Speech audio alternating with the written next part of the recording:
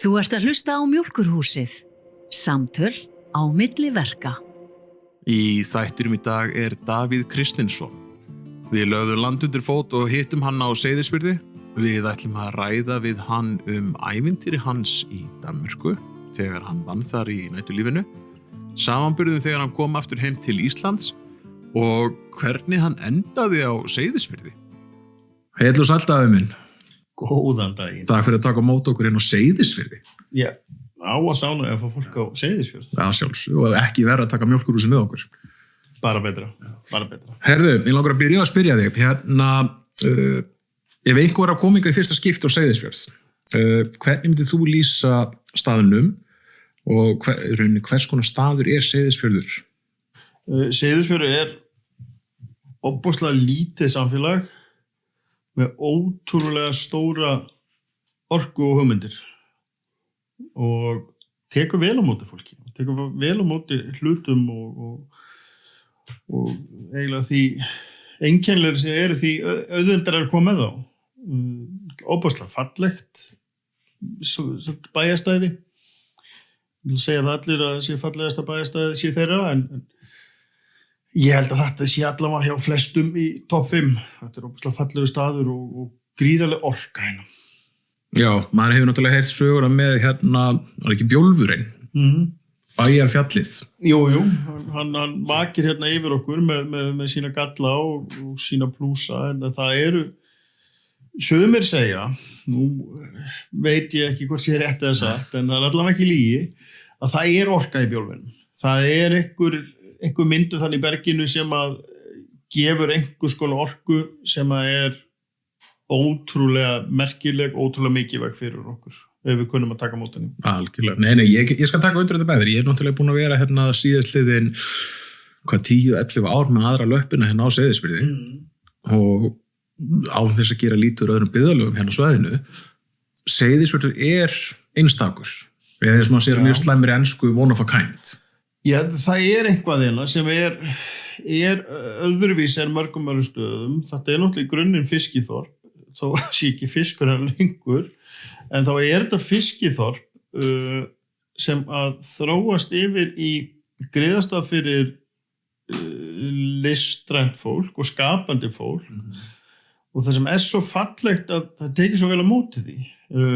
Bara allavega eins og ég hef heyrt söguna, bara eiginlega frá upphafi. Þá hefur verið bara opinn hugur og kannski þeir sem hafa verið mest listræna hafa kannski bara verið stærri en þeir sem voru það ekki, þannig að þeir hafa náða að láta ekki skikja á sig þó að vera neikvæðisrættir hérna. En það er jákvæðin og það er orka og þetta er einhver einstakur staður. En myndu þú að segja eitthvað við Seyðisfjörð, við erum búin að tala um orkun og annars lík, er eitthvað eitt er eitthvað annars sem þið finnst að móti fólkið sem er hér? Við erum með hæsta fjallveg á Íslandi sem að lokar okkur og gera okkur innilokuð þegar að honum hendar. Þar af leiðandi erum við svolítið meðvituð það að við erum háð hvort öðru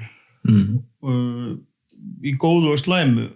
Og þar af leiðandi held ég að við séum svolítið vakandi fyrir því að vera góð við hvort annað. Þetta er nú ekki neinn svona djúp greining hjá þessu, ég fór ekki mikla spekulandi vinnu með þetta, en mér hefur oft liðið þannig að við erum duglega að passa upp hvort annað því að við þurfum þess. Við erum meðvituð það að við verðum að vera sína hvort öðru virðingu. Við gætum þurft á okkur að halda eða næsta manni eða þar næsta manni.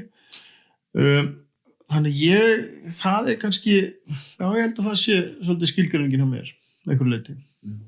Nei, þetta er eins og ég, enn og aftur, ekki því að sé einhver endilega jámaður, en það sem er svo magna við bara náttúrulega í fyrri störfum, þannig að þegar ég var sem mest sem sölumaður að kannski mín tenging helst við veitingabransan, en þegar það fór ykkur stað með litla hugmynd, þá voru allir bara til í að hlaupa á stað.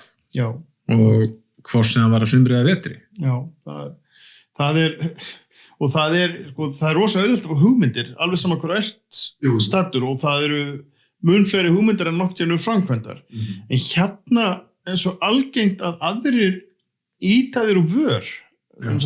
Það eru flestir sem einhvern tíma sitja heima og sér frá einhverja hugmynd og svo nefna þetta næsta fundinu í kaupfélagi að þetta væri nú sniðugt og þá það mikið orka hérna að þeir í kringu þeir grípa það í það á stað og þú svona hrýst með og getur farið með en það einstaklega duglegt fólk hérna sem að duglegt að framkvæma og fá hugmyndir en það almennt líka bara Seyðfirðingar duglegir að íta hvort öðru úr vör og láta hlutilega gerast. Já, algjörlega og svo náttúrulega kannski eitt sem við ekkert minnst á sko að hér í þessu byggðarlagi eða þessu bæ þá náttúrulega þetta ógeðslega fjölþjóðlegt samfélag. Mjög svo. Ef ég man rétt á vinur okkar Ingvar hann sagði mér það að hann hefur rannsakað einhvern tímann fyrir eitthvað þorrablótið og ef honum taldist rétt til þá væri 35 þjóðerni hennar frekar en 32 og sagt hann algjör ábyrgðarvitaskuld en það eru mjög marga þjóðerni og mjög marga típur og einstaklingar og allir fá að blómstra og það ekki til Seyðfirðs mót af mannesku það bara vertu velkomin og njóttu og vertu eins og þú vilt vera þannig að það og útlendingar hafa komið hérna mjög snemma og sest að og verið og það kemur náttúrulega með norrænu uppalega hugsalega og svona síldarárin gríðarleg uppbygging sem verður þá og mikil listasköpun sem hérna í kringu það og allt það þannig að það var gríðarlega stórt samfélag þá og þetta skilur það eftir djúp spor líka en svo þegar norræna kemur hérna fyrir 50 árum síðan og þar kom alls konar furðu fiskar með og það híft á land og sest hérna að og það skapar einstaka stemningu. Já, þetta verður svona góður hræripotur. Já, það ótrúlega mikill fjölbreytileiki hérna og gróska og evróskara samfélag en svo mörgum öðrum stöðum. Það ekki rétt með mér að Seyðisfjörður var tilnefnd sem höfuðborg Íslands, sko, 1700 súrkál eða? Jú, það upphafi byggðar var að tala að Seyðisfjörður yrði það og það kemur út frá nokkru þáttum að bæði Seyðisfjörður var stór og öflugur en það kom líka út frá landlegu nú ætla ég að segja þetta algjörlega ábyrgðarlaust því að ég man varla fyrir horn svona alls konar skemmtilega staðreyndir en einhver hefur logið þess að mér og ég tek það trúalegt og þá einhver annar segir mér eitthvað þá ætla hann trúið því. Þú setið þig bara í ferðarþjónustugýrin til að segja við erlenda ferðamenn. Já, ég mjög góður í því og hef sagt margar einstaka sögur aðeins þó að ljúga en ekki alltaf sagt satt. Því það bara misannar. Já, það svona en þetta, þannig að svona heyrði ég að bæði út frá landlegunni og út frá stærð þorpsins og hér náttúrulega voru mikil viðskipti við normenn og Dani og þannig að þetta var viðskipta bær. Hérna var siglt inn gríðarleg vöru og senda áfram þannig að þetta var höfuborg og við erum ennþá allavega höfuborg menningarinnar. Já, alveg hygglust. Ég tek alveg til það. Þó að ég búi upp í hinu efra eins og Austfirðingar kallaða stundum. Jú. Það var einhver að vera það. En við getum sennilega að tala í marga klukkutíma bara Seyðisfjörð og upprunan og annað slíkt og alls konar ánga eftir. En mér langar hins vegar að fara aðeins út í heim með þér. Já. Það var nú þannig að þú bjóst lengi í Danmörku, það ekki? Jú. Hvað varstu að gera í Danmörku? Upprunalega elti ég nú bara ástina. Kona mín, hún fór út að mennta sig og lærði skrappari og ég var svo heppinn að fá að fara með henni og elsti strákun okkar. Við flytjum út 2001 flytjum aftur heim 2008 held ég. Nú man ég ekki ártölu en þetta einhvers staðar þarna, ég alveg ekki að ljúga miklu. Þetta bara vaðamál svo við þurfum ekki að rengja. Nei, ef einhver veit þetta betur en ég þá það bara frábært. Það væri bara til lukku fyrir viðkomandi. Og við flytjum Kaupmannahafnar. Þarna hefði ég ekkert prófað meira en að ég fættur upp á Akureyri en flytjum svo suður sem unglingur og bý í Reykjavík og búin að vinna bara næturlífinu annan megna mínu lífi. Byrja á Kaffi Reykjavík og svo voru ykkur stöng í nokkur ár og glumbar. Já. Þannig að búin að vera barþjónast allt mitt líf þarna sem að tiltölu ungur ennþá en þarna fannst mann með hann vel fullorðin og við flytjum erlendis til Úglanda og þá í konungsveldi Danmörku og það var ótrúlega gaman og kom mér óvart hvað maður læri mikið á því að flytja til útlanda. Danmörk ekkert ólík Íslandi en Danmörk heldur ekki lík Íslandi. Þannig að þetta var ótrúlega góður skóli og við þarna tvö með unga barn og konan í skóla að prófa okkur svona algjörlega 2-1 í stóru útlandinu. Ekki það tengdamóðir mín, hún býr í Óðinsi en það alveg 1,5 tími og svona smá ves þó að sé auðvelt en það voru samt kostar og svona þannig að við vorum svolítið eini í Kaupmannahöfn sem var bara æðislegt. Ég fer að vinna var í barþjónumennsku áfram. Kona mín hafði unnið á næturklúbbi í Óðinsi hjá fyrirtæki sem heitir Crazy Daisy og var ég töff og nafni segir til. Ógeðslega töff. Þetta var stór keðja í Danmörku og ennþá til og í Noregi búin að opna nokkuð staði sem ég fór með þeim í og annað. Ég fer að vinna hjá þeim á næturklúbb í Kaupmannahöfn sem hét Bombay Club og þetta var ég held að vera leyfi fyrir 640 manns. Þetta var samt minnsti staðurinn sem ég vann á. Já, ok.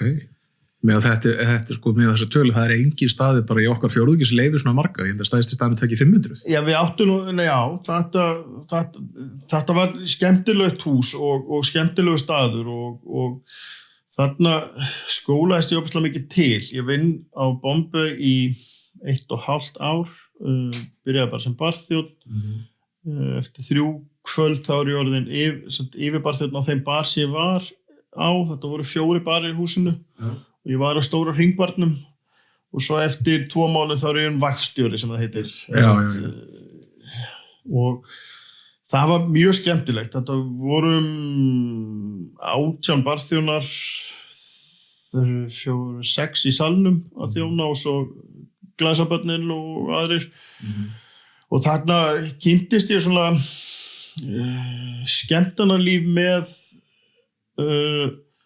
það sem sett upp ákveðin markmið. Það ekki bara opnað og svo kemur fólk og það kemur bara að því bara eins og ný staður eða ný máling á veggjunum eða tilboð á 2 fyrir 1 heldur sett upp þema. Það keyrt ákveðin konsept sem keyrt svolítið mikið í gegn og svolítið heilög í því þema sem keyrir þennan stað.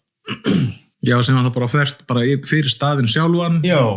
Sem var bara fast þema, það var ekki þema kvöld eða Nei, jú, það kom náttúrulega þema kvöldin á milli en þá eru þau samt alltaf með tengingu inn í hver þema klúbbsins og hvert þú ert að fara með og aðalega hvaða grúpu þú ert að sækjast eftir. Þannig ég læri óbærslega mikið þarna.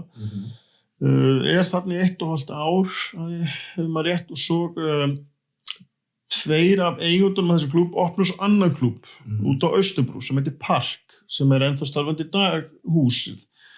Þá fæ ég að koma inn sem eigandi og eignast á einhverju litla prósentu þarna og það var næturklúbbur á 3 hæðum. Þar leyfi fyrir 1290 manns held ég og þar keyrum við svolítið 1001 nottar konseptið, vorum rosa mikið með með DJ-unum, mikið af listafólki að koma inn, dansarar, percussion, saxofónleikarar, mikið á svona vendum þar sem allt í kannski einu horninu þá kom ljós þar, það stóð saxofónleikari, næsta eftir 20 mínútur eitthvað þá poppaði upp einhver maður á gólfinu að spúa eldi og kasta flöskum, það var þetta ég. Þannig að það var öllum tryggsum beitt og þannig að við keyrðum rosa mikið svoleið svona pop-up í nóttinni og mikið í að flytja inn DJ frá öðru löndum, Hollandi gríðarlega mikið, það rosa mikið DJ-menning þar. Þar ég í 1,5–2 ár. Nú held ég, fer svo inn á niður í bæ aftur, staður sem hét Emma, beint á móti Magasín, hann á 2 hæðum með svo koktelbar út af svölum. Það var 800 manna staður. Þar ég bara í 8 mánuði. Hætti þar og svo fór ég inn á brautastöðinu Kaupmannahöfn og rak Ólýris þar vegna þess að það kom ósætti í hópinn vegna þess að allir sem í svona diskotekbransa, þetta allt svo kóngar og ég alveg klárlega einn af þeim og alveg, ég svo miklu að trúa að ég sé svo frábær og maður nú verri í sem maður yngri að við höfum allir trú okkur þannig að það kom miklu kekkir í það samband. Já, við þekkjum nú báðið, við erum nú búin að lifa, sko, þú ert nú búin að vera talsvægt lengur í ég á það sem við höfum kallað B-hliðina. Já. Hérna á lífinu. Já. Þegar næturlífið annað. Já. Og ég bara eins og ég uppgötaði bara núna, ég bara á síðustu Þorvaldsverti, sko, Þorvaldsvertíðina 25, já. Þá komin 18 ár síðan ég byrjaði í þessum næturlífsbransa. Já, þú sér að ég byrjaði 16 ára, hvað fyrir ekki? Jú. Og það bara svolítið langt síðan ég var 16 ára. Við skulum ekkert vera að fara nálægt í það. Þannig að ég veit ekki alveg hvað langt síðan ég byrjaði. En ég fór svo inn á hópan í Kaupmannahöfn og rak Ólýris þar. Það var 700 manna staður, veitingastaður með sæti fyrir 150 manns og við vorum með næturklúbb þar inni á laugardagskvöldum sem hét Pósi. Þar ég einhverja mánuði. Svo stofnaði ég annan stað í samfloti með 4 öðrum sem hét Renomé og hann var beint á móti Tívolí og það var stærsti staðurinn sjálft, það var 800 manna. En til þess að við keyrðum jólahlaðborð þar, 2 tímabil saman með alls konar fólki. Það var 4900 manna jólahlaðborð. Þetta var í skalabyggingunni sem beint á móti Tívolí, búið að rífa þetta húsrindar í dag. Og þá, þetta var 12 hæða hús, við tókum 8 hæðir af húsinu en þetta var eiginlega tómt og byggum til mismundi staði inni og svo vorum við næturklúbbin undir og vorum með matinn, mismundi stöðum og svo enduðu svona klúbbar, svo vorum enda með klúbba. Já, ég hef upplegað þannig konsept, það var hvað í Berlín í Þýskalandi. Já, þetta var svolítið inspirað, við fórum mikið til annara borga að skoða og fá inspiration, fórum okkur til Parísar og Hollands mikið Amsterdam og við fórum til, það var með okkur, eitt sem átti þetta, hann einn ríkast mönnum Danmerkur og hún fyrst ekki lega eftir að djamma. Nei. Þannig að hann kom svolítið með þetta til okkar að þetta væri góð hugmynd og okkur fannst þetta aldeilis góð hugmynd. En við klúbb. Já, og þetta rosa góð hugmynd en til þess að þetta virki, þá hefði ég verið til í að alla Seyðfirðinga bæjarins bara heimsins með mér til að keyra þetta áfram því þetta einn mesta vitleysa sem ég gert. Já, var þá, nú ég bara forritin hérna, þú veist, þegar þú varst með allar þessar 8 hæðir, varstu þú með mismunandi tónlistastefnur á hverja hæði? Og það var allt yfir í harmonikutónlist, við vorum með eitthvað elliheimili sem leigði eina hæð sem var misbókun og þannig að við þurftum að svingin einum einhverjum svona harmonikuleikara og eitthvað til að bjarga því og svo vorum við með austur-evrópskt teknopartí á einu staðnum en það var fyrirtæki sem var með mikið starfsfólk á Austur-Evrópu, við vorum með danskt hip-hop, við vorum með pop þannig að þetta var rosa blandað og eins og segi þetta flóknasta sem ég gert. Mitt hlutverk var að vera milliliður á milli alla staðana og vera þetta kallast bestýjan sem bara með ábyrgð á öllu húsinu. Svo var ég með vaktstjóra á svo hverjum stað og svo var mitt að keyra á milli og keyrði með hótel- og veitingaskólanum í Kaupmannahöfn og Óðinsvéar Árhúsum. Þannig að komu nemar þaðan og allt hljómar þetta rosa góðar hugmyndir. En þetta algjör kaos að gera þetta. Þetta hljómar rosalega pappír. Já, þetta var rosa gaman að sitja í þessu undirbúningsfundi og vákaði við vorum töff og heldum að við verum alveg búin að negla allt niður en það var finna upp á hjólinu upp og nýtt. Já, og þú ert með svo mörg hjól. Það var það flóknasta, en þetta var ógeðslega gaman en ég ætla ekki að gera þetta aftur held ég. Nei, ég held það. Við erum báðir að vera það fullorðnir, það er bara fínt að við þurfum að kveðja þessi bílið svona hægt og rólega. Já, ég held það. Ég tek að mig svona eitt verkefni en þá ég vinn á barnum á Þorrablótinu á Seyðisfirði, það nú bara vinn sem mistar fyndið og gaman. Og svo hef ég verið að sjá áfengisöluna fyrir IPVAF á þjóðhátíð. Já, þú heldur alveg það ennþá. Já, og ég hef nú tekið stórmenni með mig þangað. Jú, ég er nú farið með þangað. Já, við hefum nú farið nokkuð sinnum og þetta er alveg sér heimur. Þetta er bara, já. Þetta er ógeðslega gaman, en ég ætla alltaf á mánudagsmorgninum að þetta mun ég aldrei gera aftur. En þau hringja alltaf svona rétt fyrir jól og maður situr bara heima hjá sig með kakóbollan og fyrir fram að kamina og er að hlusta á latta og jólaplötu og eitthvað. Og þeir eru með svo fallega raddir þessi Vestmannaeyingar. Maður heillast og maður er bara, gott ef maður sé ekki alveg til í þetta. Enda, þú situr hérna á móti Vestmannaeyingi sem samfarði að koma og mala í mikrofón. Já, þannig að ég hlýt að vera eitthvað veikur fyrir Vestmannaeyingum. Þeir eru alltaf, ég enda alltaf að segja já við þá. Nei, ég get alveg sagt þér, þegar ég fór með þér, þetta var 2019 sem ég fór fyrst með þér. Hefur reyndar ekki, ég kom með einu svona eftir það. Svo náttúrulega hef ég ekkert komið með þér eftir í dag því sem ferðarþjónustu. Nei, hefur bara komið tvisvar, ég held að það var komið þrisvar. Það gætur í þrisvar. Ég man það alltaf sjálfur. Það er bara, þetta er keyrsla, þetta er gaman. Já.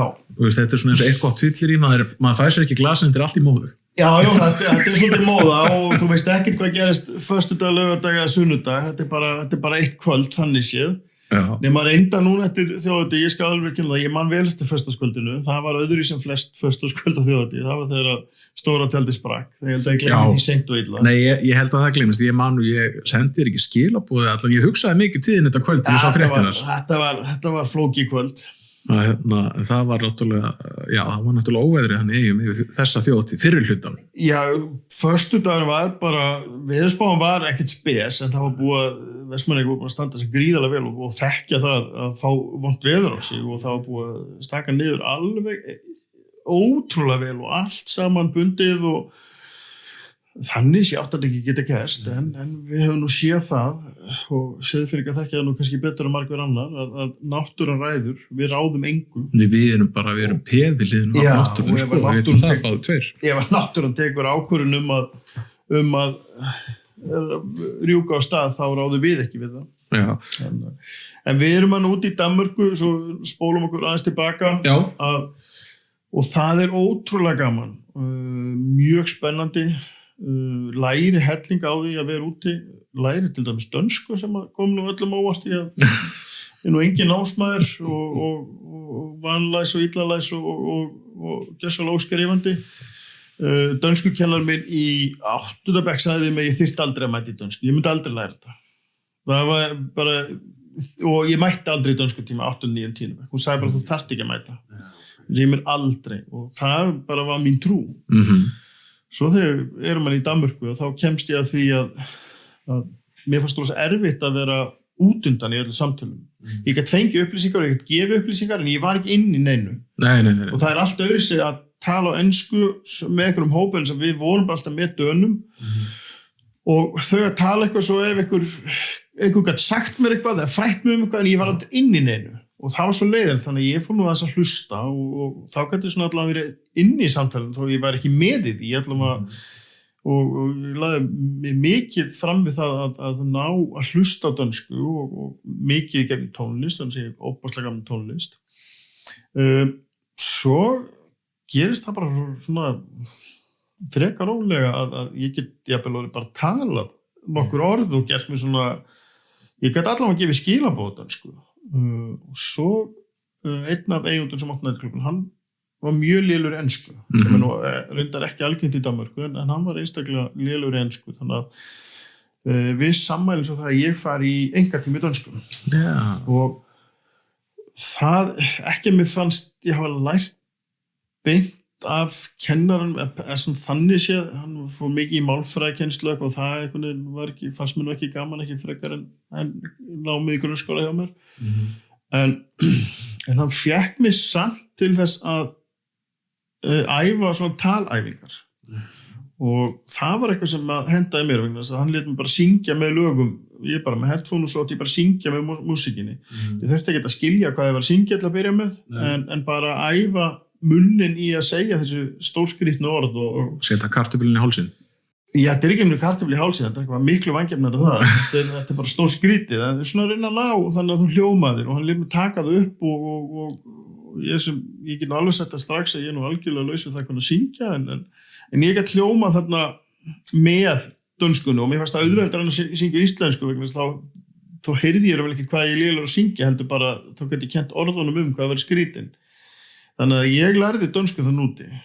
Það var ótrúlega verðmæti því að koma inn í samfélag og komast inn í það. Þannig að tungumál gríðarlegur þáttur í því að vera partur af samfélagi. Það náttúrulega bara lykillinn. Það það nefnilega, að segja, geta verið með í samtölum, ekki bara fengja upplýsingar og gefa upplýsingar. En segjum sko, náttúrulega meðan varst að reka staði, þá bæði sem starfsmaður, eigandi og annað slíkt. Hvernig var einhver munur að upplifa sem rekstraraðili í Danmörku versus á Íslandi, að vinna á stað á Íslandi?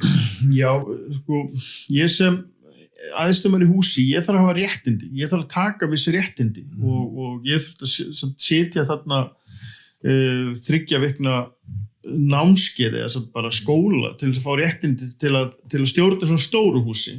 Það öðruvísi kannski með minni hús, en mér minnir að mörkin hafi verið hvort að vera yfir 550 mannstæðir, þá þú verið með réttin til að mega stýra svona húsi. Þannig að þú ert með ábyrgðarhlutverk. Það þitt að ábyrgjast það bæði að vinnulöggjöfin sé virt og heilbrigðiseftirliti sé virt, þó þetta séu næturklúbbur og þá eru viss atriði sem þurfa að vera þarna lagi og vinnulöggjöfin er mjög sterk í Danmörku og það er bara hæð á vinnuaðstöðu, bera þessa hluti og annað og aðgengi starfsfólkasalernum og allt það. Þetta er bara svona, það er mikið fókus á það í Danmörku. Svo kemur náttúrulega öryggi gestana og það bruneftirlitið ótrúlega stór partur af því. Ég sem stjórnandi svona stórstaðar ábyrgur fyrir því að fólk geti komast út. Alltaf. Allir neyðarútgangar eru auðir og það sé aðgengi að þeim og sé ekki læstir að bila eitthvað og á 30 mínútna fresti yfir nóttina þar ég að labba hring í húsinu og kvitta á að ég er komið þarna og það sé í lagi með þennan og ef að sé athugasemd þá þarf ég að skrá það og það er mjög mikið því fyllt mjög mikið eftir. Þannig að það er með virt eftirlit eins og maður þekkir sko úr næturlífun Reykjavík síðan 2008, 9, 10 þá sko ég man eftir á þeim stöðum sem ég var að vinna á þeim tímafúti. Það var hverju einust helgi kom eftirlitið þá lögreglan og heilbrigðiseftirlitið saman í úttekt svo sem ekki á sama stað en alltaf. Nei. En náttúrulega ég vann líka á Gauknum, segast seinni Gaukusögu kallin þegar Kitty Big og Hemmi Stíláttan. Við vorum að fá eftirlitið ef ég maður rétt svona hálfsmánaðarlega til einu sinni í mánuði. Já, þeir komu svolítið í skorpum. Ég vann eftir að kom heim, þá fór ég aftur í bransan á Íslandi og var á prikinu sem var ógeðslega gaman og vann með það mikla meistari og finna. Jú. Svo fór ég á Kaffi Oliver, var þar í þegar verið að klára Oliver og það var planið að keira í 2 mánuði, hætta sem Oliver og opna Soli Báski. Þannig að það var overlappið og þannig að ég var með þeim í að ákveða hvernig það væri best að keira þetta konstant alveg og mjólka það vegna þannig að það kostar greiðlega peninga fyrir endurbætur. Þannig að Oliver var bara mjólkað eins mikið og hægt er. Svo fór ég gott ég opnaði ekki Glumbar líka með Finna á tím. Jú, Glumbar opnaði hann aftur. Ég var aðeins þar. Það var mjög fyndið, það var náttúrulega bara gamla tengingin við Glumbar og tengingin við Finna, svo gamla vinnumónum og væri til í allt saman með honum. Já, þeir okkur Glumbar, það hvað, manstu sirka hvernig það er? Nei. Það ekki hana kringur hrunárin eða? Nei. Eða eftir þau? Eftir þau held ég. Nei, þá vorum við ekkert í næstan ákvörðum hvern annan. Nei. Ég man ekki. Nei, skiptir ekki allir máli. Nei, það var rosa gaman og þetta var svona opnað sem staður fyrir háskólafólk, krakkan í háskólanum. Það var hugmyndafræði, sko. Þetta er áður en Davíðs Már eignast og opnar strippistæðina. Þetta er undan því. Ef ég man rétt. Nei, ég man ekki. Það skiptir ekki allir. Þetta var allavega langt síðan. Já, en Svo fór ég á NASA. Það var ógeðslega gaman. En ég komst að því að munurinn samt erlendis og Íslandi var gríðarlegur. Og eftirlitið æðislegt að sé virt á Íslandi en þeir glíma við það að það sem mér fannst best úti að ég var í sambandi við allas aðeila.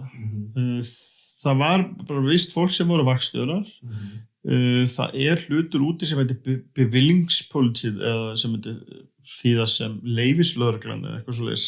Að þeir sem með áfengisleyfi þá sér deildin lögreglan sem að bæði sinnir eftirliti fyrir á staðina og passar upp á það, en líka ef við lendum í vandræðum eða fáum ykkur óæskilega gesti eða það gerist eitthvað húsinu, þá þetta okkar kontakt inn í lögregluna. Já, þannig að það ekki svo hérna heima 1-2 eða... Jú, auðvitað 1-2 líka og útkölli koma það, en þegar kannski mest í hasarinn og búinn og ef þannig farið, en ef ég lendi erlendis svo sem meira af, eða var, hann komið líka sem hann heima, það voru óæskilega kunnar sem að gætu komið inn á klúbin hjá okkur. Já. Við værum ekki alveg til í að henda honum út og lendi í vesinu með það, en við gáttum þá fengið, ringi bevillingspólitíð og fengið þá til að koma. Já. Og þeir gáttum þá bara verið til staðar og þá hafa þessi einstaklingar ekki áhuga að vera.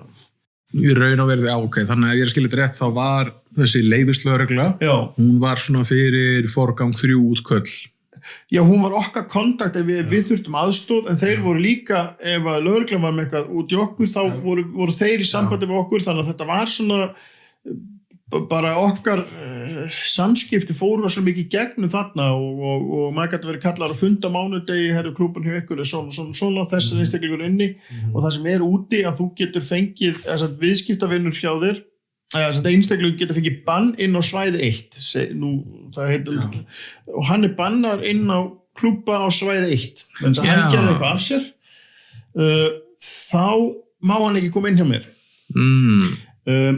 Þannig að erfitt fyrir mig að gera eitthvað í því, ég veit það kannski ekki, en ég fæ samt upplýsingur en einstakling og ef hann kemur þá get ég bara staðið fyrir fram að þennan einstakling sem þá óttalegur skítapési og sagt, heyrðu, þú mátt bara ekki koma inn á klúbba á svæði 1 og ef þú kemur inn þá fæ ég sekt og missi leyfið, þar get ég ekki hleypt inn, þá ég ekki vondikallinn. Nei, alls ekki. Þá það lögreglan.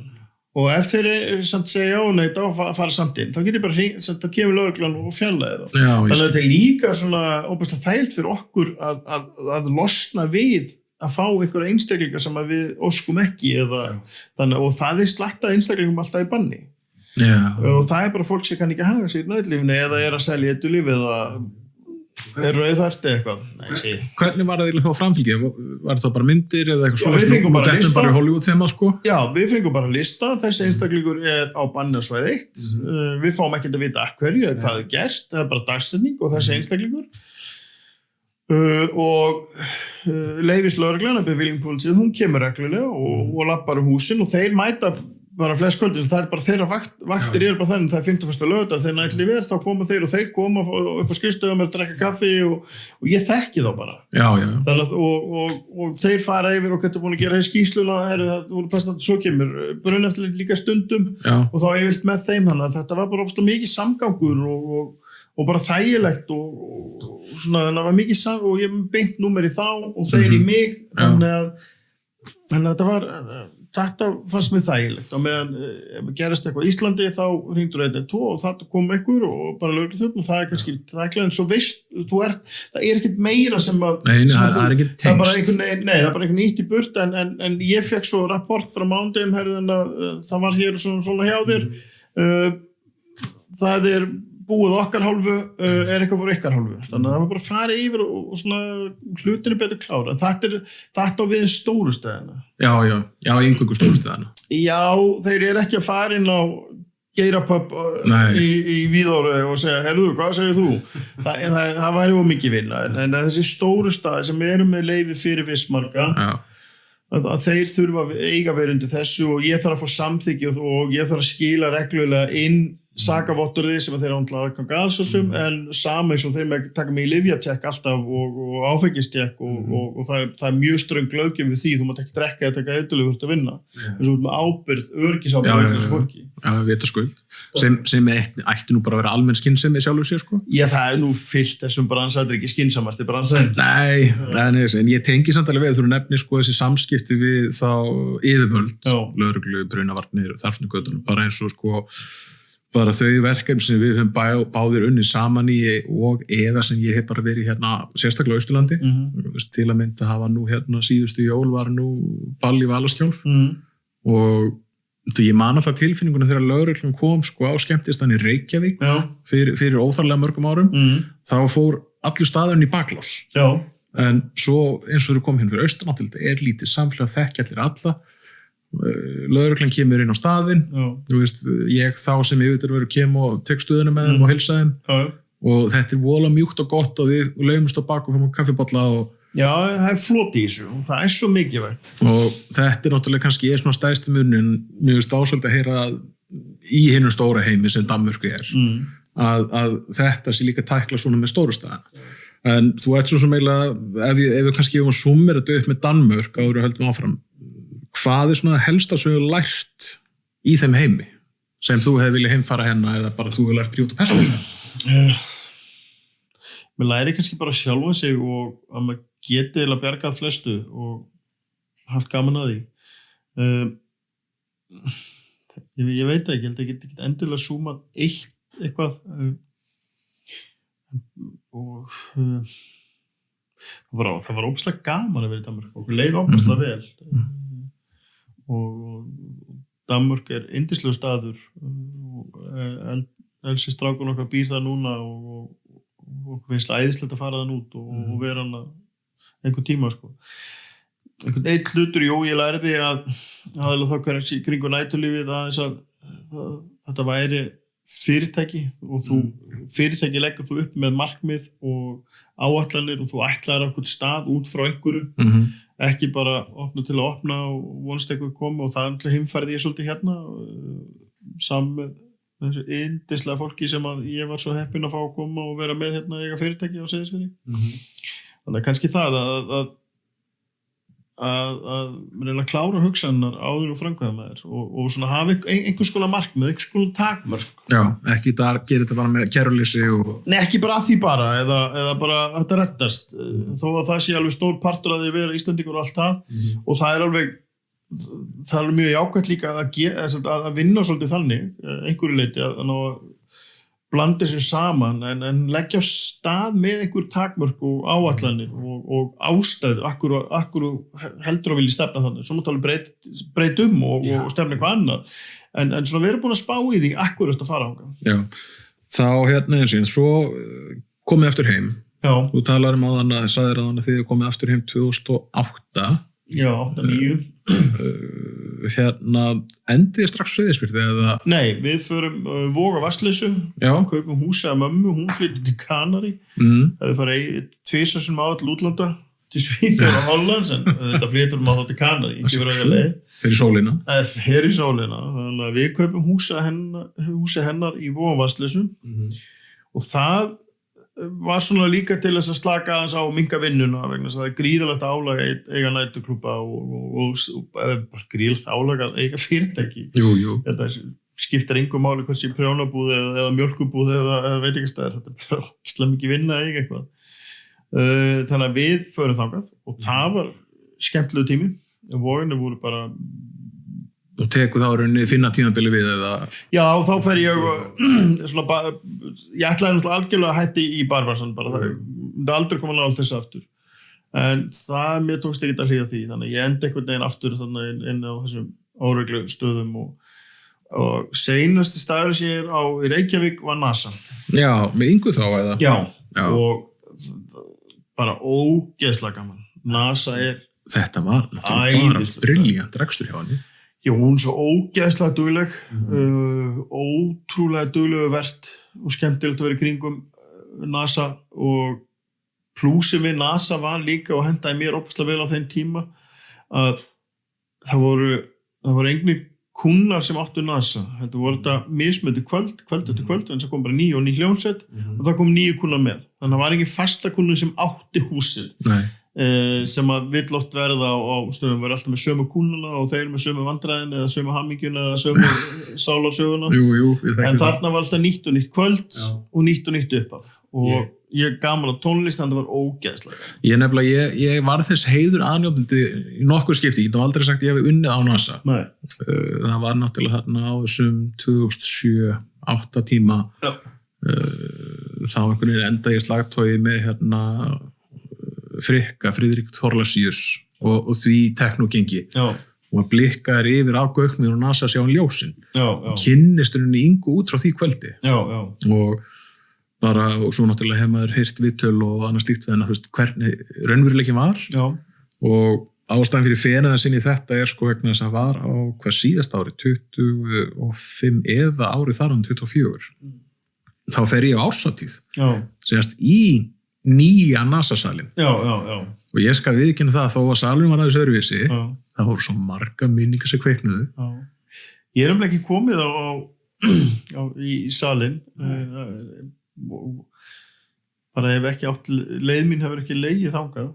Þú ratar hann einn daginn, ég vissu það. Já, og ég átti að kíkja inn og skoða og þetta var bara svo flottur staður og ótrúlega skemmtilegt tónleikahús og ég hafði svona gaman á tónlist, þá var þetta ógeðslega gaman. Ég er svo náttúrulega bara sagan í kringum húsnaði sjálf. Allt saman.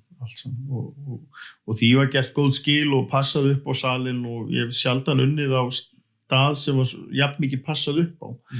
Það mátti ekki koma svört rönd á veggina, það var annarkvort þrifið eða málað upp á nýtt, þannig að það var ofboðslega mikil ást sem að Inga sýndi þessum stað og hennar fólk, ekki bara hún heldur. Nei, hennar fjölskyldu og hennar vinir, það var ofboðslega skemmtilegur samheldinn hópur, var ekki svo stór hópur en þetta var rosa gaman. Nei. En ég held að mín upplifun sem er rauninni áhorfandi eftir að hérst allt frásagnir, bara eins og því ég hef alltaf haft ákveði blæti fyrir tónlistastöðum þó að sé gaman að plötusnúða eða DJ eða allt þetta, að hún tók rauninni þessa gestristni alveg upp á nýtt plan með hljómsveitinar. Já, hún var ótrúlega góðu vert og þeir fengu bara sitt backstage herbyggi, þar var búið að útbúa, þeir fengu drykki og mat og þetta var bara mjög fáheyrt á Íslandi að þessu væri sinnt svona vel og mikill alúð og tók vel á móti öllum tónlistarmönnum og sýndi en gríðarlega virðingu. Þetta var ekki bara einhverja spýtur upp á sviði, þetta var þetta bara passandi upp á sýnt virðing og þannig að þetta var óbúslega,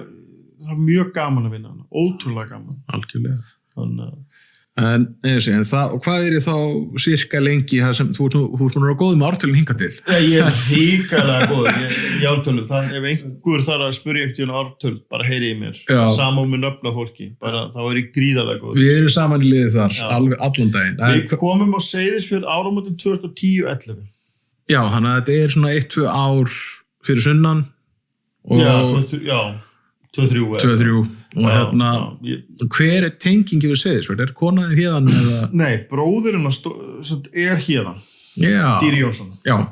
Og ég hefði komið og unnið á Lunga sem barþjóð og fannst þetta ótrúlega skemmtilegu staður og skemmtilegt fólk og Lunga var náttúrulega bara ævintýri heimur út af fyrir sig. Já, algjörlega. Og þannig ég hefði reyndar komið líka að vinna á blakmóti, það var Old Boys blakmótina og var að barna þá og það er líka skemmtilegur heimur, þessi blakmót. Jú, enda veit ég það að þú ert vel innum með þá. Já, ég endaði inn í blakheiminum einhverjum hluta vegna, sem betur fyrir að kann ég ekki blak, er nýbúin að læra mannganginn til að horfa og ætla bara að halda mig á pöllunum að horfa á þetta og garga bara reglulega áfram blak.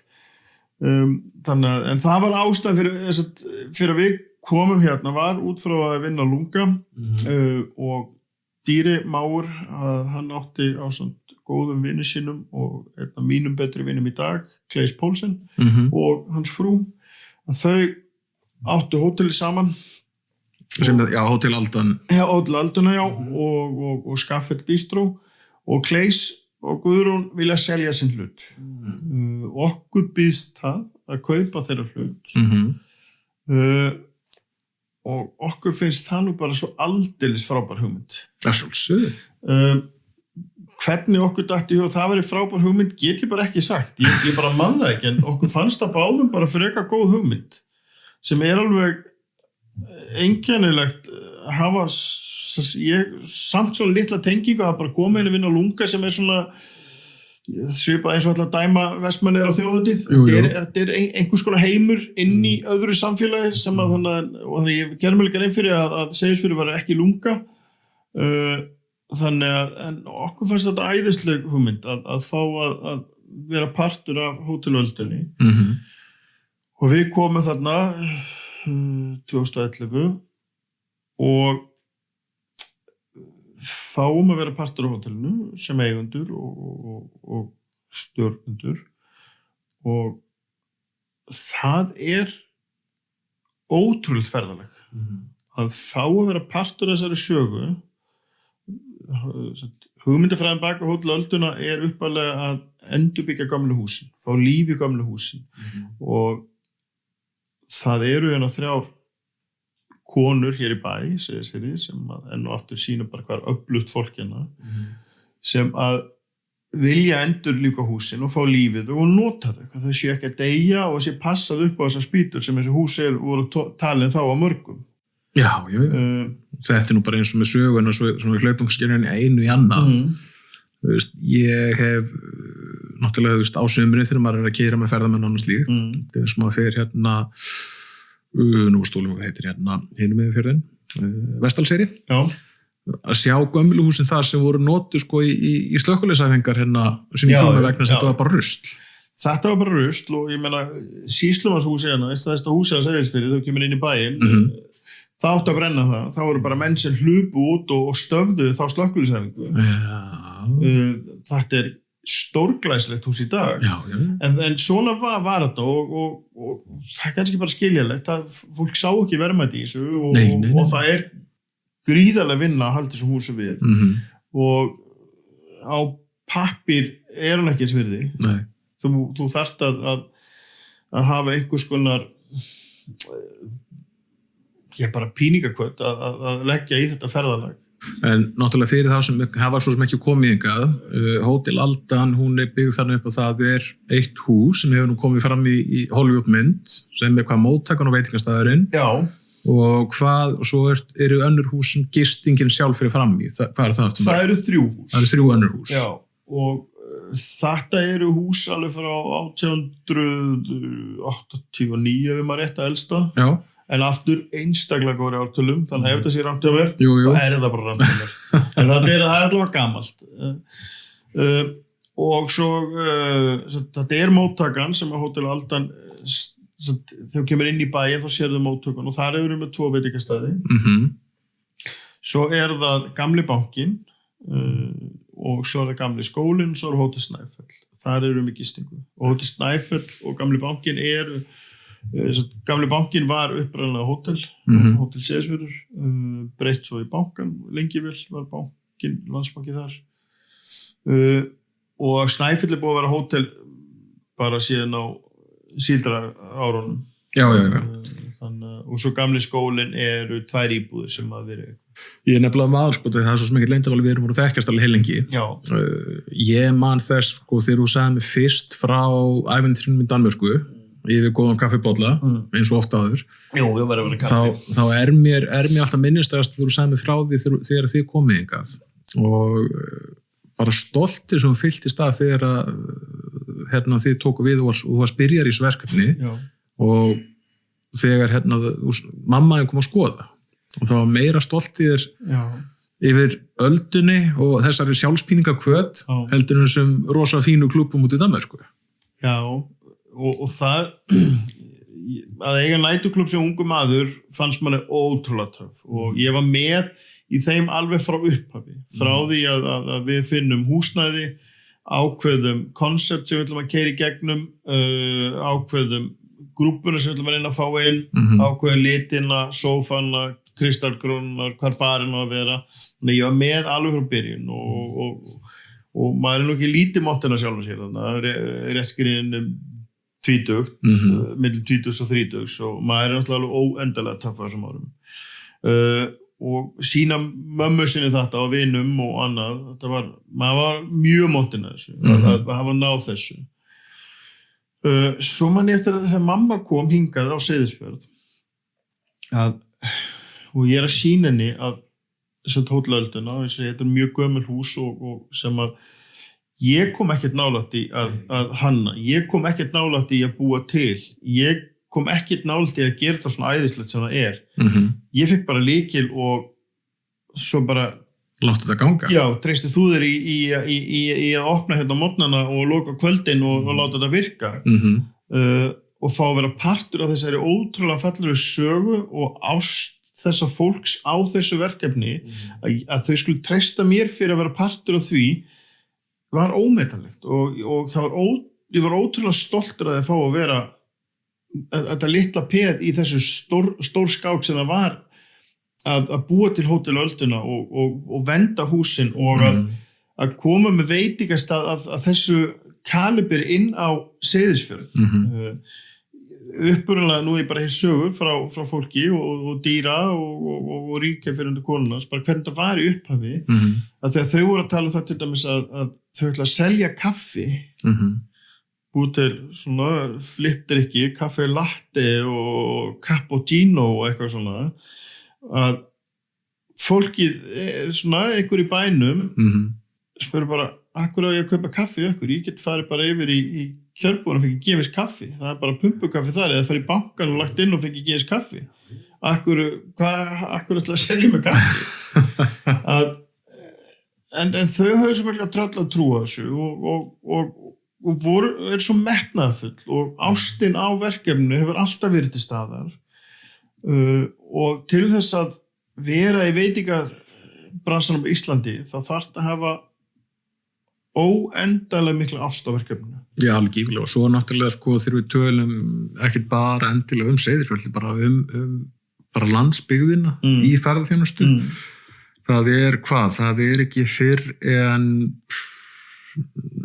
upp úr 2010 til 12 það sem svona ferðaþjónusta kviknar einhver ákveðin leiti á Íslandi Já, það er eftir Eyjafjallajökuls Já og var það kannski fyrr skiptir ekki allir Já, það verður sprenging eftir Eyjafjallajökull Já, fyrir hvað er til ferðaþjónusta og hún en hún er samt ennþá í það litlu magni að þetta er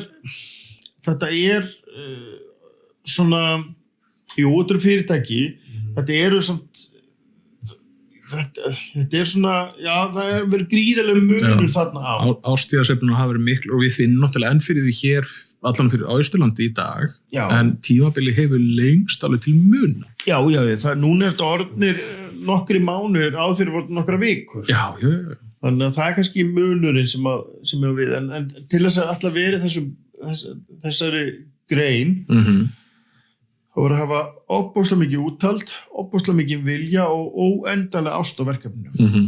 En svo er náttúrulega, sko, þú talaði bæði hótelið og svo var Skaftfell inn í þessu pakka strax í upphafi.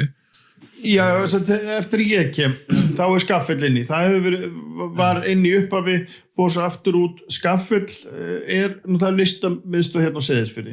Og þar í kjallarunum er Bistró, sem að hótelið hefur rekið tvisvar og Skaftfell hefur rekið það sjálfstætt í millitíðinni svo kom eitthvað ekstra aðeins svo við tekið við aftur og þegar að við komum inn í hótelið þá er Skaftfell undir okkar væng og við fáum að vera partur af því og reka þannig að Bistró niður í kjallanum á listamiðstöðinni sem er ótrúlega skemmtilegt að fá að vera í kringum allt þetta listafólk og þessar skemmtilegu personur, það var ógeðslega gaman.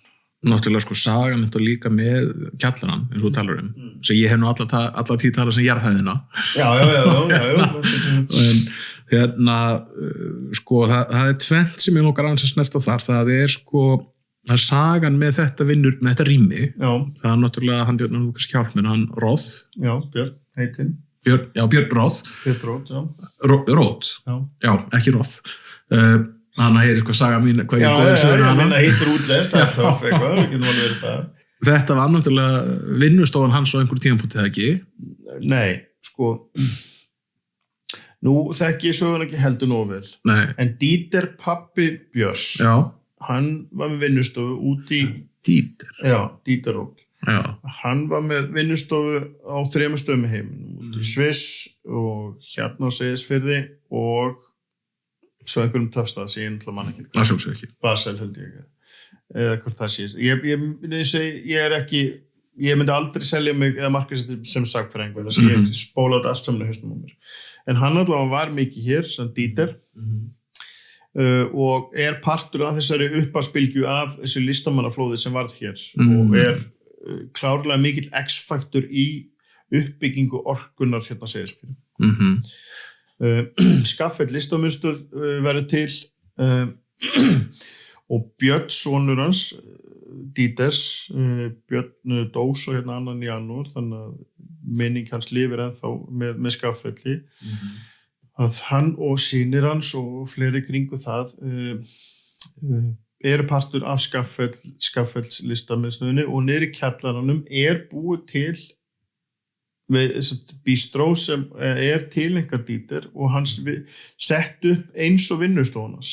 Þannig að eitt borðið sem á veitingastaðnum var eins og vinnustofan hans með fyrir ofan það sem voru pennana hans og annað og hann teiknaði mikið á borðið og svo var Dieter Roth bókasafni alltaf inni hjá okkur líka. Þannig að það var tengingin og verk eftir hann, trófíserían hans, þannig að andi hans var ógeðslega mikið hann inni og andi Björns og Einars og Odds, þetta var svona mikill, þetta var ótrúlega töff staður á sjávarplassi á Austurlandi.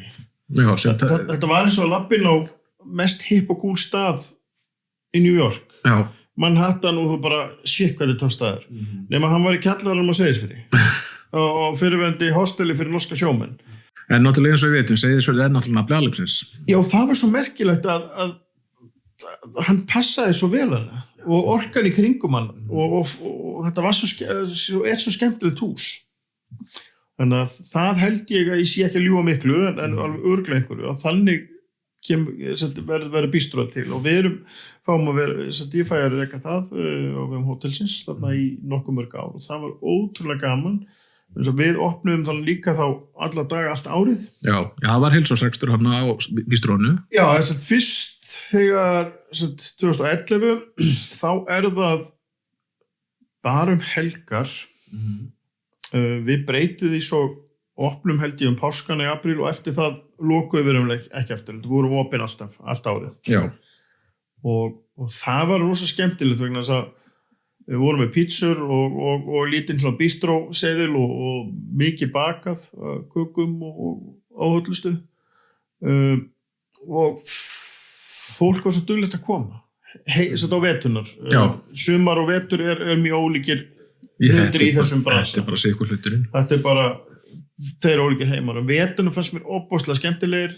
Heimamenn og svo duglega við að koma, setjast niður og spila og mikið að spilum hana og alls konar spil, fá sér halvan bjór og fá sér pítsu og bara mjög duglega að nota staðinn. Óbúslega gaman. En það með því fyrsta sem ég læri því ég kemur á Austur sjálfur það var ég var spurður, ertu búin að fara og skaft til að fá þig pítsu? Já. Þannig að bístróið eða skaft til bístró var með óbúslega gott orðspor í það minnsta innan fjórðungs að koma og gera sér glaðan dag og fá sér að borða. Já, ég held að ég get alveg leyft mér að segja það að ég get staðið inni fyrir öllu þeim mat sem við höfum reynt að afgreiða. Hvort það sé á bístrónu eða Norðaustur Sushi eða Hótel Öldunni, þá hefur metnaðurinn alltaf legið og ástin fyrir matagerð og veitingarekstri skinið í gegn. Bara hygglust, ég tek alveg heilsór undir það með þér. Já. Bara í ljósi fyrir tengsla og hérna þegar ég hef þurft að sitja með þér og dýra og diskutera hitt og þetta. Já, þá það yfirleitt svo gert af ást og virðingu við viðskiptavinn okkar og að fá að afgreiða góða vöru óbúslega gaman. Það ekki öllu sem lotast af sú gleði, Nei, en náttúrulega það sem að Skaftill var náttúrulega heilsársrekstur og náttúrulega við erum búin að tala hvað sveifluna hafa verið miklar vetur og sumar. Annar raunveruleiki kannski í dag en ekkert ósvipaður. Maður segir, það getur alveg sagt svo sjálft að því voru ekkert að ræða á Skaftfell. Var þetta gert bara sem samfélagslegt verkefni eða... Þetta... ég myndi kannski ekki endilega nota orðið samfélagslegt verkefni. Þetta var gert af ást á veitingastaðnum okkar, á Seyðisfirði, á hótelinu, á bransanum. Auðvitað var alveg lagt upp með það að reyna að fá pening út af því. En það tókst aldrei, Nei. ekki frekar en mér tekst að fyrir ræktina, ég legg alveg svona upp með það, ég ætla það, það bara tekst ekki alltaf. Og það var svipað með þetta, við reyndum að fá okkur útrússu, en við vissum kannski innst inni að það myndi ekki gerast á veturnar. Nei. Að þeir væru í mínus og við myndum aldrei vera ríka á þessu. Þannig að en það til þess að reka hótel á Seyðisfirði, þá áttu líka að geta afgreitt okkur gestu mat. Til þess að vilja búa Seyðisfirði, þá rosa gott að veitingastað. Til þess að reka veitingastað, þá þarfstu að reyna af opið og þú hvað sem að vinna, akkur þá ekki reyna að fá einhverja krónur inn og þetta verður svona, þetta er ótrúlega mikið af hlutum sem maður hrærir upp ykkur einsta ári hvað á að gera núna. Eigum við á opið, já, auðvitað gerum við það, nei, akkur gerum við það. Þannig að þetta er svona, og þetta er svo einkennilegu bransi að vera í að á Excel-örkinni þá virkar það ekki, Nei. En í hjartanu þá virkar það. Og ást á Seyðisfirði og nú hefur við svo heppin að fá að vera með dýra og konunum minn í þessu og fleiri aðeinslum aðilum að ástin á Seyðisfirði okkur öllum er svo hrein að vilja standa okkur gagnvart Seyðfirðingum. En það var Seyðfirðingar sýnt okkur ótrúlega virðingu og staðum okkur í gegnum alla þær skrýtnu hugmyndir sem við höfum fengið. Algjörlega. Þannig að þetta er einhver svona ástarsamband sem að hefur fungað í gegnum árin, en ég er samt alveg komin á þann stað að ég er hættur í bransanum hérna á Seyðisfirði. Það er bara eins og ég á ekki andlega orku. Ég á hann ekki til. Til þess að vera í þessu þá þarftu að brenna, þarftu að eiga ástina, eins og gjaldmiðlinn, dugnaður og venjulegt vinnuframlag dugir ekki til að láta þetta virka. Þú þarftu að eiga spari fyrir bankanum sem heitir Ástin og hún var orðin of lítið af henni, ég þurfti að láta of mikið af henni inn með að við líkala orku sem ég átti. Ég veiktist slatta og fór í gegnum kulnun og kom inn að smá mold niður á húsi hjá mér og vesen sem því fylgdi, þannig að mér tókst svo sem bara að bara klára öll þau batteri sem ég átti og alla aukorkuna og eitthvað. Þannig að ég er búin að taka það ákvörðun að bakka alveg út úr þessari rekst og ég hef ekki verið aktífur í hún síðan 2022. Við erum eitthvað svona pappapísi á hliðakantinum, en það er Dýri sem og Sigfríð sem var okkar ástkær hótelstjóri og ég vann með einlega lengst með, og Inga sem að teki allan hitt og þunga, en sem ég á ekki þessa auka orku sem þarf til þess að vera í þessum bransa. Þú talar að setja hættu, þú ert núna orðin sjúkraflutningamaður. Já, ég fór í það léttastarf og fyrir sjúkraflutninga. Það er svo auðvelt og lítið stressandi starf. Algjörlega, nei, ég segi það nú ekki. En náttúrulega einu síðust, fyrir svona leikmann út á plani eða áhorfenda, þá svona skynja mér að þetta sé náttúrulega bara algjör viðsnúning að fara úr B-hliðinni, semast úr rekstri og álæginu sem fylgdi að vera með sitt EHF og yfir í sjúkraflutningarnar. Var eitthvað sérstaklega sem dróði í sjúkraflutningarna frekar en eitthvað annað? Ég vil ekki segja að ég hef farið í sjúkraflutningarna. Sjúkraflutningarna fór í mig. Vegna þess að ég stóð aldrei upp og sagði, nú ætla ég að vera fullorðinn að vera sjúkraflutningamæður. Síðan að ég kem hingað á Seyðisfjörð, þá hefur mér hlottast svo ánægju og heiður að fá að vera partur af ýmsu. Allt frá að vera í stjórn skíðafélagsins, án þess að eiga þó börn í skíðafélaginu, stjórn blakfélagsins, alls konar, og ég er alveg 100% að gleyma ykkur. Jú, ég fekk að vera partur af listi ljósi líka upphafi sem var æðislegt að fá að vera partur af þvílík hátíð, þvílík fegurð. Ég var lunga innan handar. Það er svo auðvitað að segja já á Seyðisfirði. Þú lendir í alls konar. Ég hef verið slökkviliður í mörg ár, björgunarsveitin er ég ennþá í. Þú er svona enda bara í alls konar sem þú hefur aldrei dott í huga að þú myndir enda. Er það ekki bara, landsbyggðarlífið er bara einn fyrir alla og allir fyrir einn? Svona ef við zoomum þetta mjög gróft upp. Það er eins og ég hef upplegað. Ef þú segir já, þá getur þú fengið að vera með í ótrúlega skemmtilega hluti sem þú hefur aldrei dott í hug. Ég sagði mjög lengi vel nei við sjúkraflutningum. Þannig að ég var í of mörgu.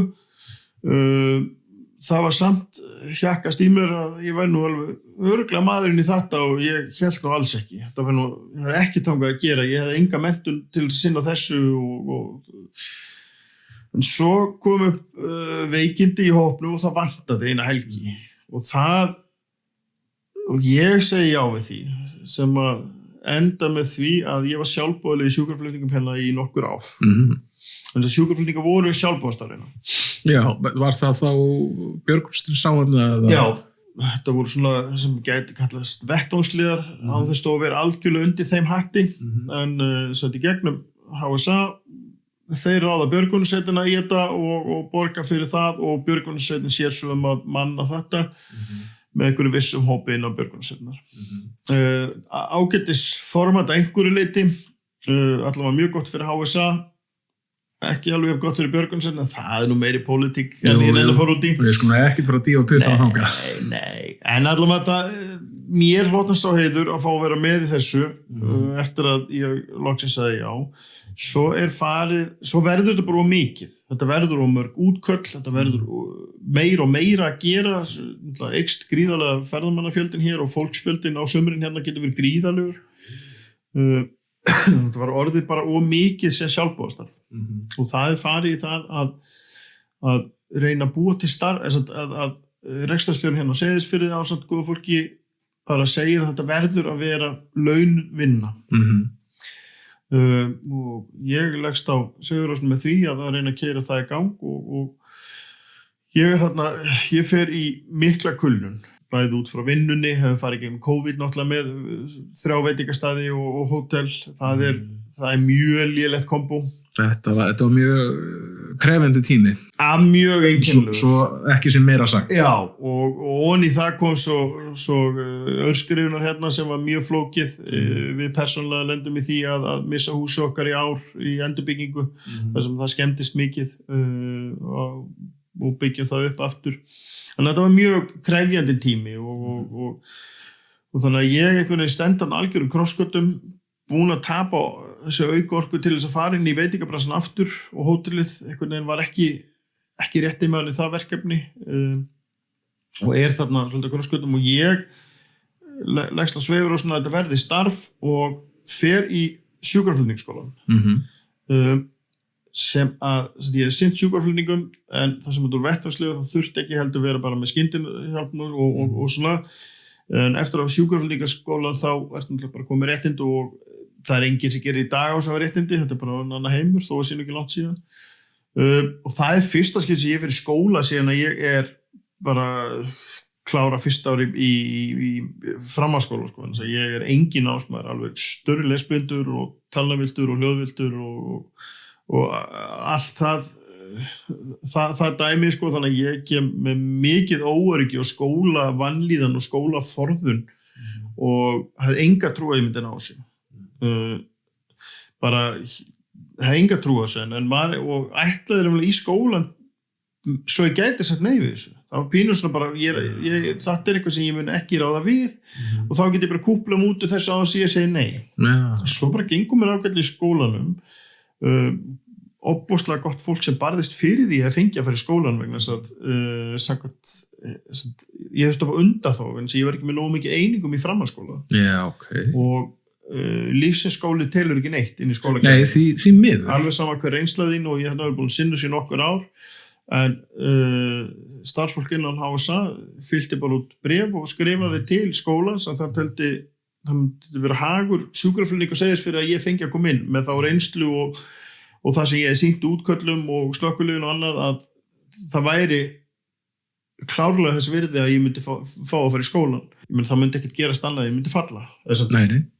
Ég myndi ekkert ná ef ég myndi ekki ná þá verið ekki sjúkraflutningur. Það myndi ekkert verra að gerast þetta. Nei, það er bara Þannig að Ingimar Eydal, skólastjóri, hann fer með mál mitt eftir þetta góða fólki að hafa sæðin og segir fyrir að við lagt inn mál mitt og ég kemst inn og ég tek þetta próf og þetta er bara fyrsta próf sem ég náð fyrir utan liftarapróf sem að ég man ekki eins og eftir að tekið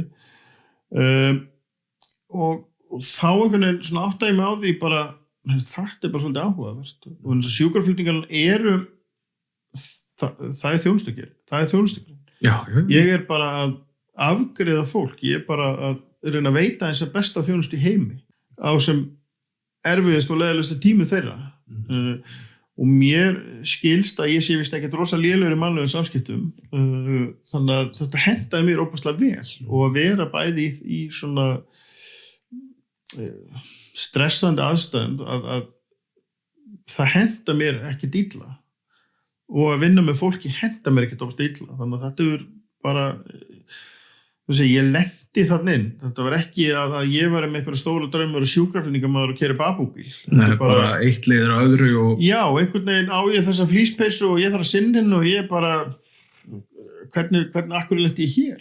Já, þegar þú minnist á flíspeysun, það er nú fræg lína hjá þér að þú hefur verið með 5 flíspeysur á einu fundi sem við sáttum saman hérna. Já, ég er með eitthvað flíspeysu blæti. Jú. Þannig í skriðunum en þá kom sérsveitin og þeir eru bara með sína gráu peysu en þeir læra náttúrulega allt. Og það komu upp nokkur atvik sem að einu þurfti slökkviliðsmann, einu þurfti sjúkraflutningamann, björgunarsveitarmann og svo kom hótelstjórinn og svo þegar hitt hann sem mann ekki akkur, en svona seinasta þá var ég með eitthvað verkefni líka og sagði bara, hvað að þér? Akkur ég alltaf að hitta þig? Þú með meira flíspeysu en við sérsveitarmenninni. Jú. Þannig að, og þá svona, þetta er orðið svolítið slæmt, þannig að ég er nú hættur í slökkviliðinu, í björgunarsveitinni, en sjúkraflutningarna hafa svona fyllt svolítið mikið hjá mér og ég er núna í A-náminu, advanced náminu núna og er að reyna að sanna fyrir sjálfum mér, ég get alveg verið í skóla. Ég hef full að trúa hvað það var þar. Ég hef náð hingað til, eina lóta eftir og sjáum hvernig fer. En eins og þú sagði sjálfur, í verstafalli þá bara felluru. Það er bara þannig. Líður endar ekkert það.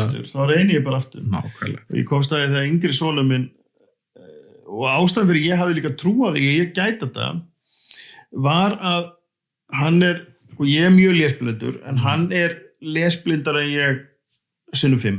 Hann staula sig fram úr bara að lesa nafni sitt greið, en greindari dreng hefur sjaldnar hitt, en lestur bara ræður hann ekki við, þetta bara siglir í hausnum honum, en hann þegar hann áður fyrir 10. bekk, þá finnur hann út úr því að það eru til lesblinduskóli í Danmörku, sem að ég vissi ekki að væri til. Lesblinduskóli bara var mér framandi hugtak, þannig að hann sækir og fer einn til Danmörkur í lesblinduskóla. Já, nú er spáliðsbekka, þegar hann klára 10. bekk? Nei, hann tekur 10. bekkin út. Tekur 10, bara 15 og 16? Já. Hann býr á heimavist á Jótlandi, aðleik, og fer í lesblinduskóla. Ég hugsaði, ef hann getur farið einn til Danmörkur í lesblinduskóla, þá hlýt ég að geta fara fáskur fyrir að læra sjúkraflutningamaður. Ef ég ekki við það, þá þetta slæmt. Þannig að hann fékk mig virkilega til að trúa því að ég gæti þetta. Ég bara leggin vinnuna eins og hann og ég sé ekki eftir því, ekki frekar hann sér eftir því að fara til Danmörkur, hann læriði einstaklega mikið á því og aðalega kannski að sjá að það er til fullt af fólki með lesblindu og alveg mikið á hann og hann í dag í verkmenntaskólanum á Neskaupstað að klára smiðinn og verkmenntaskólan þar hefur einstunum opbóðslega vel, það hefur opbóðslega duglega að setja sig inn í hans stöðu. Hann mun ekki læra að lesa almennilega, hann mun ekki læra að skrifa. Það bara verður aldrei. Það er ekki nóg að setja guldspjaldi yfir stafinu og þá verður þetta allt í lagi.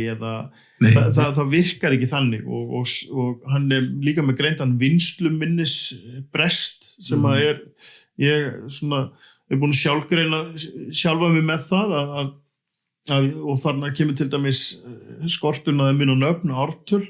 Þetta hann inn í hausnum nema ég rati ekki bókasafninu. Ég veit ekkert í hvaða skúffa þetta er. Þannig ég get ekki sótt þetta. En ef einhver kemur og segir mér tökum mér svo með lyfin, ég þekki all lyfin sem ég að vinna með, ég get hort á þau og ég get staðfest þau, en ég ætla að segja þér hvað heitir, þá myndi ég lendi erfiðleika með það, en ef þú myndi segja mér réttu mér afrópínu, þá veit ég náttúrulega hvað það er. Já. En ég get ekki endilega sagt þér nafnið á því, en ég get alveg sagt ógleðistillin sem hann á 3. til hægri í vansam, getur rétt með það og svo horfum ég bara á það og ég get staðfesta en ég get ekki náð í nafni í hausnum á mér vinslu minni næri ekki í þessu upplýsingar eða Siggi sem labba fram með mér ég bara, en ef þú myndi segja æna Siggi, já ég veit alveg hvernig hann er þannig að þetta svona vinsluminnisbrestur það náttúrulega líka kannski hluta við að við erum misjöfn eins og við erum mörg sem betur fer og styrkleika okkar liggja alltaf og það við getum mjög talað í 2 tíma viðbót og ræða þetta form sem við alltaf verðum að reyna að móta alla í en annað sem ég fór þetta náttúrulega frá því þú byrjar þá sem launamaður í sjúkraflutningum er eitthvað sem fólki sem þú er bæði þá kannski þjónustu unni með hefur það kennt þér eitthvað sem þú áttur ekki búin á Já, þá við breytinguna að fara úr EHF-inu, fara sem launamaður og fara í þetta þjónustustarf. Já, og ég náttúrulega, ég hef unnið á sjálfum mér síðan ég er 21 held ég og ég er ekki 21 árs í dag. Og svo að fara úr því að vinna á sjálfum sér yfir það að vinna hjá ríkinu er mjög áhugavert. Og mér hefur verið reynt að kenna mig þolinmæði og að hlutinni ganga bara ekki alltaf fljótt fyrir sig, það þarf að tala við alls konar fólk áður en hlutinu samþyktir. Fara hinn og þessa bóðleiðir? Fara þá hinn og þessa bóðleiðir? Já, það er eitthvað sem ég er ekki vanur, bæði þegar ég vinn í litlu fyrirtæki sem ég á sjálfur og ég á þetta og ég máta. Þá er skrítið að þurfa að spurja þennan sem þarf að tala við þennan sem þarf að heyri þessum sem þarf að heyri þessum og hinum og þessum og svo aftur í þér og þeir áður en hlutinu gerist. Það er eitthvað sem ég er mjög óvanur og mér finnst stundum skrítið en er að æfa mig í að finnast bara svona er þetta. Og svona þarf þetta að vera, vegna að ríkisrekin eining má ekki vera bara einn maður ákveður og svo bara keyrt á stað. Alls ekki. Þannig að, og ég skil það alveg að það er svo erfitt að breyta miklu vana. Það er eins og allt í einu fara að reyna að busta tennum með vinstri hendinni. Það er alveg hægt, en það er mjög flókið. Það tekur tíma. Það tekur tíma. Þannig að þetta er svona, kannski það er þetta helst. Það er rosa þægilt að þurfa ekki að hafa ágjör af peningahliðinni vinnunum minni. Kemur þannig sé ekki við. Það er óbúslega mikið léttið með legst á kottan á kvöldin að það bara, hvernig gekk dagurinn? Ég er peninglega að segja, ég er ekki hugmynd það. Bara, ég mætti, ég skilaði mín og ég fór. Já, bara kemur ekki við. Ég er með það sjúkdóm að mætti alveg teljast vinnualki. En það er líka mér stóðs gaman að vinna. Þannig að vinnan, þannig sé hefur ekkert minkað á mér. Það eru bakvaktir á sjúkrabílnum hjá okkur og ég tek alveg einhverja bakvaktir, þannig að ég er alveg vinn mikið. Þannig að það hefur svo mikið endilega minkað. En álagi per se, þetta ósynlega álag sem er ekki að vera á svæðinu, það er náttúrulega hefur bara horfið. Eða hvað? Sko, sjúkraflutningar eru samt öðru sem fyrirbæri en venjuleg vinna, þannig að þetta er alveg álag sem fylgir menn heim, maður er með ábyrgð á einhverjum hlutum og þarf að vera til taks og geta brugðist við, þannig að þetta er öðruvísi en ég meina ef ég fer að sofa á kvöldin þá horf ég út á gluggann hvernig heiðin er og er rosa meðvitaður ef sjófæri vændum að ok, ef það kemur útkall í nótt þá þarf ég að vera meðvitaður um þetta og þetta og þetta en þetta er eitthvað eins og maður myndi segja góðri stelpísku my problem, þetta er me problem ég býð það til hér sjálfur mér og þetta er eitthvað sem að ef ég hef nú hlustað betur þegar ég var í virk þá hefði þetta ekki verið vandamál en mér finnst gaman í vinnunum, mér finnst gaman að taka ábyrgð og það henta mér vel þannig að ég tek hana ómeðvitað og hún liggur á mér þannig að ég persónulega finn ekkert rosa mun að á vinnulega séð að hafa þess ábyrgð eða sjúkraflutningan eða hótelið nema ég er ekki með þessa peninga áhyggjur sem að ég réð illa við á hótelinu. Mér finnst það rosa erfitt að hafa peninga áhyggjur ekki að ég veitu neitt sem finnst það gaman en ég réð illa við það. Við höfum ekki, allan ég hef ekki fundið þá mannski sem er bara nokkuð slétt. Nei, það er samt alveg til og það er ótrúlega að ég dáist af fólki sem getur tekið að pína á æðruleysinu og þá er ég að tala um fólk sem hefur samt eitthvað vit í kollinum og tekur það á vitinu. En ég tek ábyrgð inn á mig og það er eitthvað sem að mér hefur reynst erfitt að hrista af mér vegna þess að ég hef unnið á sjálfum mér eiginlega mest megnið af mínu lífi og það er svo erfitt að breyta því allt í einu og hvort sem ég hef farið að vinna hjá ríkinu eða eitthvað öðrum, að þá held ég að sé bara uppeldi. Ég er að vera 50 og ég er búin að vinna minn starfsferil alltaf við sjálfum mér. Það er svo erfitt að breyta því allt í einu bara, ég er bara í vinnunni. Ég þá breyti því ekki dæri nóttu, sko. Ég held ekki, þannig að sjáum til, spurðum mig eftir 10 ár hvernig mér finnst það, þá var ég bara, er ég að vinna einhvers staðar? Ég er búin, klokkan er bara 4, ég er hættur, ég veit ekki neitt. Þannig ég er að æfa mig að vera sámaður. Það kemur fyrr eða síðar. Já, þetta kemur allt. Bötnandi mönnum best að lifa og allt það. Þannig að það er kannski svona það sem ég stefna, það er að vera slakari og ekki taka ábyrgð svona mikið inn á mig. En hvort mér takist það kemur bara ljós. Það er nú bara verðugt verkefni, þú veist, fyrir þá sem þurfa að halda. Já. En Davíð, takk einlega fyrir tímaðan í dag. Já. Bara aftur, takk fyrir að koma Mjólkurhúsið. Já, bara afsaki hvað ég talaði mikið. Bara- Ég held að enginn að hlusta á Það kemur í ljós. Það er þetta hraðspóla. Það er ekki máli. Eða spila á 2 hraða. Tjöfum, það er fínt. Herri, takk fyrir komin að Gerskur. Takk fyrir komin takk fyrir að taka á móti mér fyrir ekki. Já, bara og takk fyrir að bjóða okkur heim í kaffi og kósi. Lífið er alltaf ljúft með kaffi. Það er óhætt að segja að Davíð hefur prófað eitt og annað og ekki verið hræddur að breyta til. Við þökkum Davíð kærlega fyrir samtalið, fyrir sögunar og fyrir að gefa sér tíma á milli verka. Mjólkurhúsið er unnið í samstarfi við Austurfrétt sem við viljum þakka fyrir stuðningin. Þangað til næst, takk fyrir að hlusta.